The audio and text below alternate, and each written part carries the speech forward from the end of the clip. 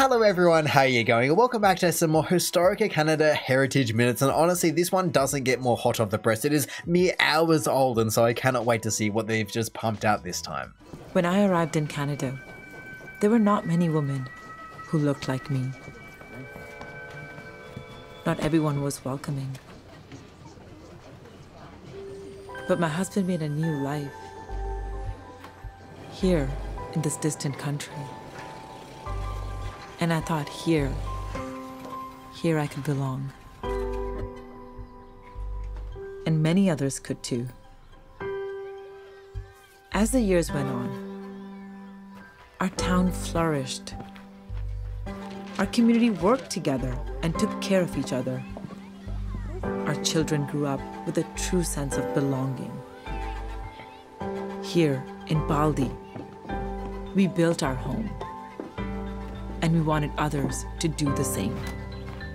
Established by South Asian immigrants in 1917, the mill town of Baldi, British Columbia was one of Canada's first inclusive multicultural communities. Wow, well I had no idea what I was going to be walking into, because from reading the title it didn't actually give me that much information. I didn't know if it was going to be a person or a place or a religion or anything like that. I was just lost in the entire moment of it, but then I went, the entire thing was just so beautifully, like always, just pieced together. From the styling and the clothing and the architecture and even just the cars. They had some beautiful cars in this entire thing, and all of that logistically is always awesome to just to see when people actually go out of their way to really just make it a period timepiece. You go, wow, it takes a lot of effort, but it clearly pays off. So I guess before I go any further, I need to be just seeing, where is this? Oh, that is not going to be in Canada, that is in India, but let's just see, Baldi, Canada, surely show me, where is this going to be? Is it going to be, on the, okay, that's not where I thought it was going to be. I thought it was going to be on the east coast, but no, on the west coast, on the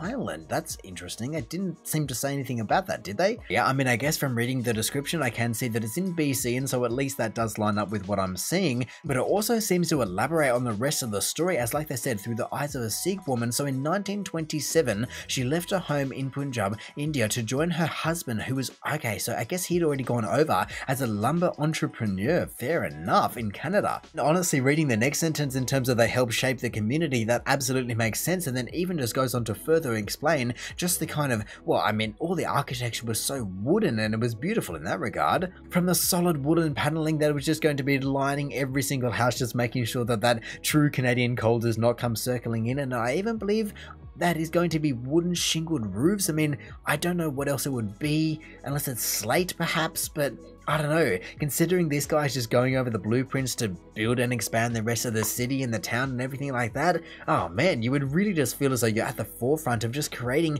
a brand new home for not just yourself, but of course yourself, but so many people. Like they said, all of Southeast Asia just coming into this place and making it welcome to all. Oh, but hang on a second, I just wanted to finish reading through the description, and it says their families called Baldi home until the 1980s. Today, the historic site remains a symbol of this inclusive multicultural community, and so I wonder what happened to it. I mean, it doesn't particularly say what it was, unless it went under because there was no longer logging and things, but that doesn't really make sense, especially given where it was. You know, it's hardly in the middle of nowhere. It's right next to Vancouver, for goodness sake. And I mean, I must say that seeing Nanaimo as a city just blows my mind as well. I mean, I know that's where the bar got its name, but it's just right there. It is actually a real place, but no, look at this right here. It's hardly, even though it's on an island, it's not in the middle of nowhere. I mean, let's just see. Is there even Google Maps or anything of the sort, or Google Street View? I mean, look, perhaps I am in the wrong spot, but from what Google is telling me, there is literally nothing around here besides a bit of a or a couple of buildings in the distance, and maybe that is just remnants of the original town, but from what I can see, this is all that remains, and that really doesn't make sense to me. And I still am wondering, why did it just shut down in a way? Because they seem to be just talking it up in a good way, just saying, look at this incredible example of multiculturalism, and then it just went away. I mean, of course, as they briefly did mention, I'm sure that there would have been quite a few hurdles that both the people and also the town would have had to jump through, and maybe that is actually just what led to its demise, just being kicked out by governments and all those kind of legislative things not on purpose, if you want to say that, but just forced out passively. Yeah, sure. That is all just speculation, but given the fact that it was, 1927, I feel as though it's not the most far-fetched idea. I've heard of both the indigenous population and plenty of other populations worldwide having a similar thing happen to them. So I guess, to be honest, if nothing else, these videos are fantastic at just raising awareness of these kind of issues. Yes, they've happened in the past, and yes, there is not much we can really do to rectify that now, but we can sure make sure that it doesn't happen in the future. Not like this and just supporting people if they are creating this or making that, just inclusivity and all those extra things that people love to talk about but often just don't do enough to really act on. English and French received official recognition in the Constitution of Canada in 1867. But as we have also seen, this recognition was incomplete in various respects and has often been a matter of dispute with regard to French. If we agree on the principle of equality, then the equal status of the two languages must be affirmed unambiguously. What is implicit must become explicit. Man, I can only imagine that that is a very famous quote. Does it go on? No, it doesn't go on to say anything else, but man, what is implicit must become explicit, written out in clear-cut language. And man, there was some very clear-cut language that they obviously show, but it was obviously said to different people, and it just, the fact that it was even 1800s, 1867, you know, usually when we're talking about these kind of things in terms of equality, it's usually the 1940s, the 1960s, maybe the 1980s and 70s, and even now, but not the 1800s. I mean, the fact that this is still an ongoing issue, and there is still, from what I've read and heard, just a divide between Quebec, basically, and the rest of Canada just blows my mind. And I guess it is obviously a language barrier, plain and simple, but then to what extent is it also just not a cultural barrier? You know, you're all Canadian, and so you're just sharing the same food products and all of that kind of stuff, and you're making this and you're making that, and you're seeing the same TV and the same heritage minutes, regardless whether you're watching it in English or French or anything else, all the other languages they offer. It's all the same, but there is still a divide. And I think what always seems to get me surrounding this entire situation is the fact that Canada is in quite a unique situation. You know, you look at the rest of the Western world and you go, okay, well, you got English, you got English, you got English, and then you got the USA just taking the U out of words. And so even if you just expand into the greater world, there aren't too many countries that are bilingual, but there aren't too many countries especially that are having these kind of problems. You know, look at the Nordic countries, for instance, and I believe that every single person there is either bilingual or multilingual by the time they learn their native tongue and then English just from a young age, and then just go on to learn all these other languages because they're just mixed in with it. It's amazing in that regard, but I wonder where the difference is. I mean, I just don't have the perspective and I'm just spitballing, but it's just amazing that Canada is dealing with this still. As women, we are carriers of the water.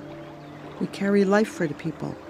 A wise Ogema, a chief, told us in the lodge that an ounce of water would cost more than an ounce of gold by 2030. I wondered, how can I get people to stop polluting the water and start respecting her? I had to speak up for the water.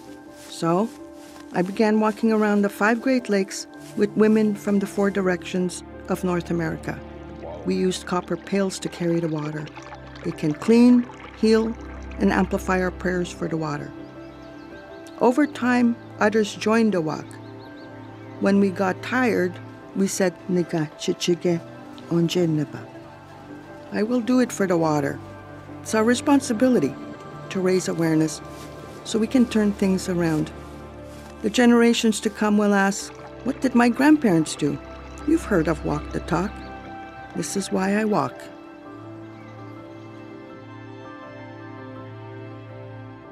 Oh, man. Whoa, 17,000K. Good on him. Wow, man, 17,000 kilometers, and that is just, there are so many people doing so many great things around the world and really just trying their best to just undo whatever damages have been done and continue to be done. And you hear it every day that we make progress on this part, but then we're polluting that part, and then we change this and we get this development, but then someone goes and just does basically what they're not meant to and just goes and ruins it. And it's just such a battle constantly where people are going, why is this so difficult to understand? Even like she said, she was told, I mean, it's just all quotes, I'm sure, but an ounce of water will cost more than an ounce of gold. It can't be factually proven. We are not at 2030 yet, but for goodness sake, when you just see some of the stuff that is going on, and if it's not raining from the sky and it turns to acid rain, then we might be having a bit of a problem going, okay, you need to filter all your water, you need to boil all your water, you need to be getting all the heavy metals out of the water, you can't go in the ocean anymore.